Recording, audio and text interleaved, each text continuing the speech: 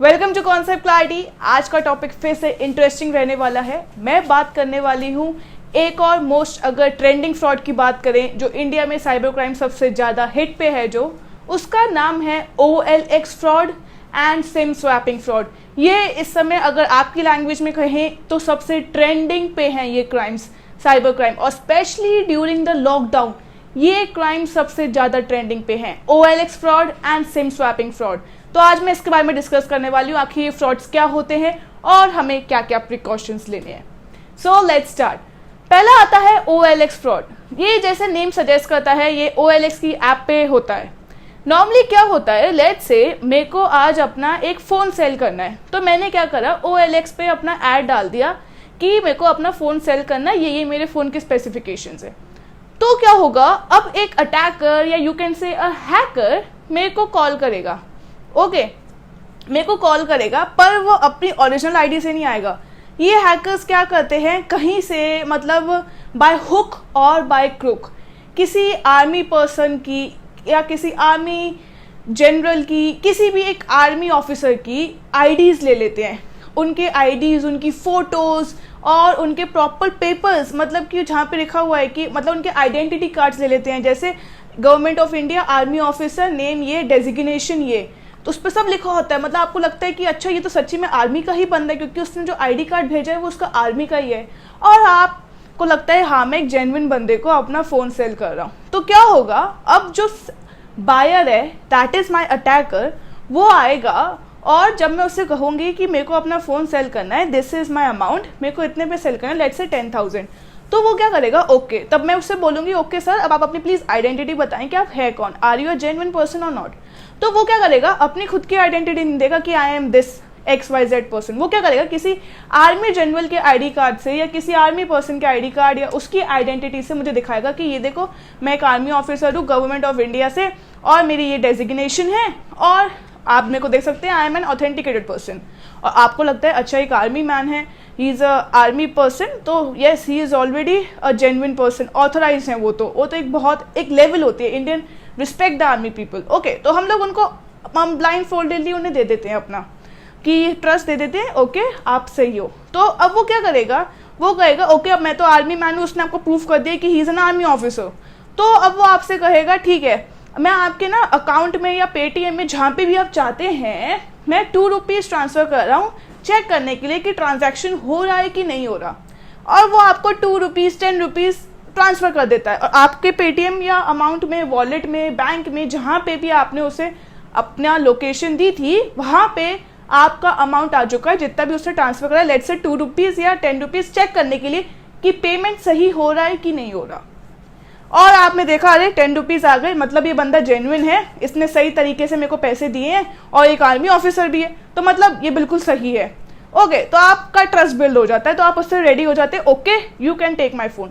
अब क्या होता है, वो कहता है ठीक है, पर एक बात सुनिए, मैं ना पेटीएम से इतना कंफर्टेबल नहीं हूँ, या फिर मैं इस ऐप से ना इतना कंफर्टेबल नहीं हूँ, तो आप एक काम करें, ये वाली जो ऐप है UPI ऐप या XYZ कोई भी एक अपनी खुद की जो बनी हुई ऐप होती है, वो आपसे कहते हैं कि प्लीज़ इसे इंस्टॉल कर लीजिए, मैं इसमें आपके पैसे भेज दूंगा। और since you know he is an army officer, he can't tell a lie, तो आप उनकी बात मान लेते हैं। जो उन्होंने ऐप बताई होती है या वो जो आपको ऐप का लिंक भेजते हैं, आप उसे इंस्टॉल कर देते हैं, और जब आप इंस्टॉल करते हैं देन योर गेम एंड्स।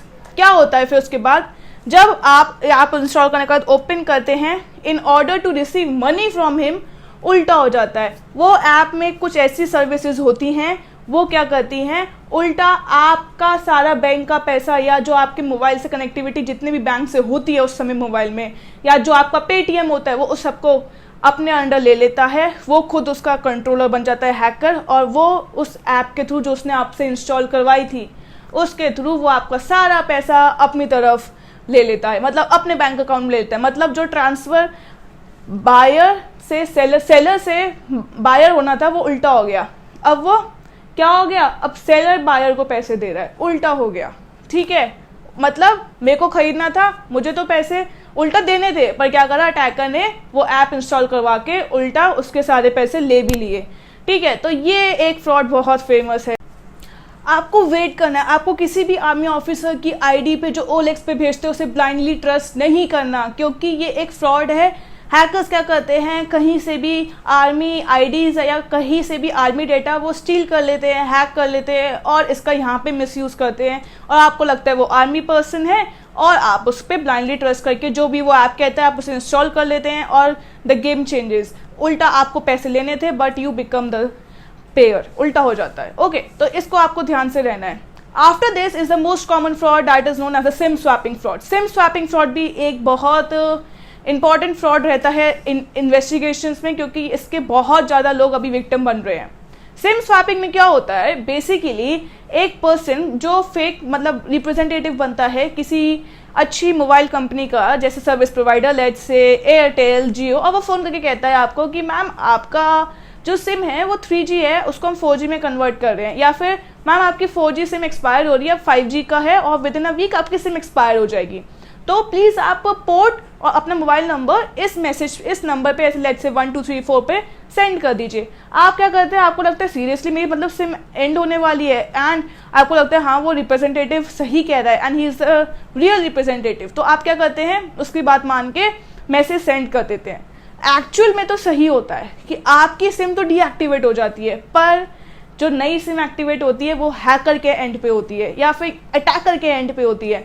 आपकी सिम डीएक्टिवेट हो गई, अटैकर अब क्या करता है उधर उसके पास ब्लैंक सिम होती है, वो उस ब्लैंक सिम में आपका नंबर एक्टिवेट कर लेता है, और जैसे ही वो आपका नंबर एक्टिवेट करता है वो सर्च करना शुरू करता है कि इस नंबर से कौन कौन से बैंक अकाउंट रजिस्टर्ड हैं और इस नंबर से कौन कौन से ऐप्स रजिस्टर्ड है, जैसे पेटीएम, पेपाल, गूगल पे। और जैसे ही उसे सारे ये सब डिटेल्स मिल जाती हैं आपके मोबाइल नंबर से, वो क्या करता है सिंपली मनी ट्रांजैक्शन शुरू कर देता है from your bank account to his bank account.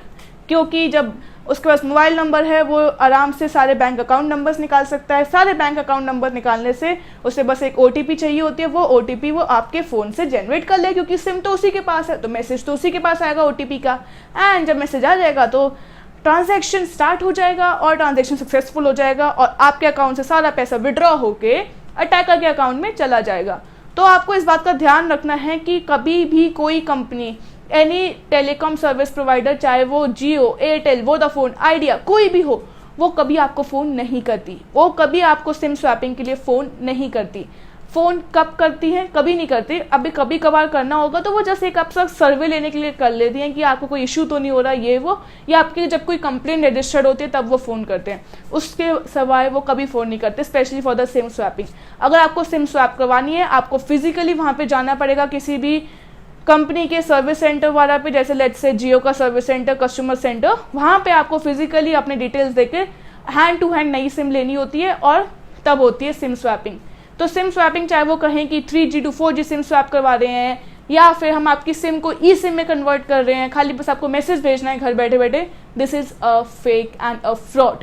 Okay, तो अब क्या होगा, अब आपको प्रिकॉशंस के लिए, मान लीजिए ये आपके साथ हो गया, this incident happen with you, now what you have to do. अब आपका मोबाइल नंबर डीएक्टिवेट हो चुका है, हैकर के पास आपका मोबाइल नंबर पहुंच चुका है। अब वो क्या करेगा, ट्रांजैक्शन स्टार्ट कर देगा करना बैंक नंबर ढूंढ ढूंढ के। आपको क्या करना है, as soon this happens you have to go to the bank पे जाके अपना डेबिट कार्ड फ्रीज करवाएं, क्योंकि डेबिट कार्ड से बहुत जल्दी पैसे निकलेंगे। ओके, तो डेबिट कार्ड फ्रीज करवाएं, अपना जितने भी बैंक से आपका जो मोबाइल नंबर रजिस्टर्ड था उन सब बैंक के जाके उनसे कहें कि इस मोबाइल नंबर को ब्लॉक करें, ब्लॉक दिस मोबाइल नंबर, ताकि कोई ट्रांजैक्शन हो ही ना पाए। और उसके बाद then you have to go and report to the police, आपको साइबर सेल में जाना है और वहाँ पे अपनी कंप्लेंट करनी है। If you are not available to the nearest cyber cell, तो फिर आप cybercrime.gov.in पे जाके ऑनलाइन भी अपनी कंप्लेंट रजिस्टर कर सकते हैं। पर सबसे पहले आपको जाके अपना जो रजिस्टर्ड मोबाइल नंबर है उसे ब्लॉक करवाना पड़ेगा बैंक में, वरना क्या होगा, हैकर सारा आपका अमाउंट स्टील कर लेगा या फिर वो विड्रॉ करके अपने अकाउंट में ले लेगा, क्योंकि OTPs उसके पास आनी शुरू हो गई होंगी। और पेटीएम भी बहुत ईजिली हैक हो जाता है, सिंपली वो आपके फ़ोन नंबर से पेटीएम में लॉगिन कर लेगा और वो सारा आपका, अगर पेटीएम से अगर आपका कोई बैंक लिंक होगा then it's just a simple 1 click thing for him and withdraw हो जाएगा सारा मनी। तो अब आपको संभल के रहना है OLX फ्रॉड और सिम स्वैपिंग फ्रॉड से। तो अब आपको अगर ये वीडियो पसंद आई हो तो प्लीज़ इस वीडियो को लाइक करें, शेयर करें and make sure that you make more Indians aware about these types of fraud. Thank you for watching concept clarity. जय हिंद।